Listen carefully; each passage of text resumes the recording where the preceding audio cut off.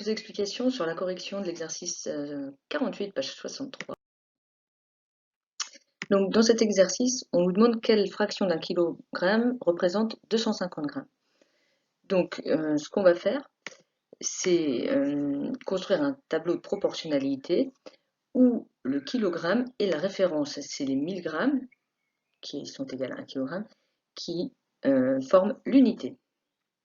Et on va se demander, eh bien 250 par rapport à 1 kg, combien ça représente? Et donc le par rapport à 1 kg, ça se traduit par la division, tout simplement. Le 250 divisé par 1000.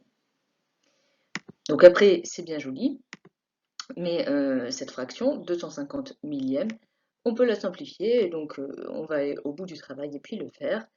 250 divisé par 1000, on peut par exemple écrire que c'est 25 fois 10 divisé par 100 fois 10. Et donc on a une multiplication par 10 à la fois au numérateur et au dénominateur. Donc on peut enlever les 10 de la fraction et obtenir 25 centièmes.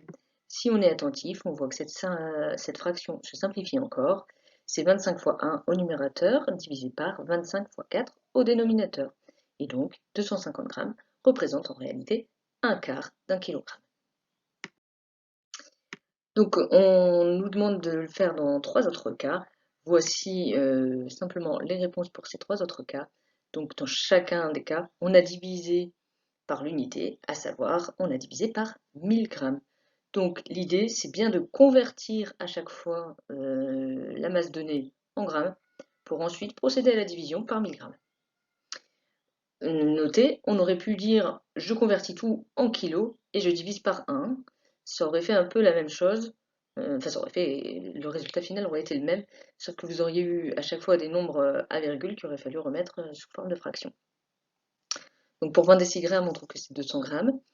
200 divisé par 1000, quand on l'a simplifié, ça donne 1 cinquième. On a 35 hectogrammes, donc 3500 grammes divisé par 1000, ça fait 3,5, ce qui s'écrit 35 dixièmes sous forme de fraction. Et 1 milligramme qui vaut, lui, 0,001 g, on le divise aussi par 1000 et on obtient la fraction 1 sur 1 million, donc 1 millionième. Voilà, j'espère que c'est plus clair.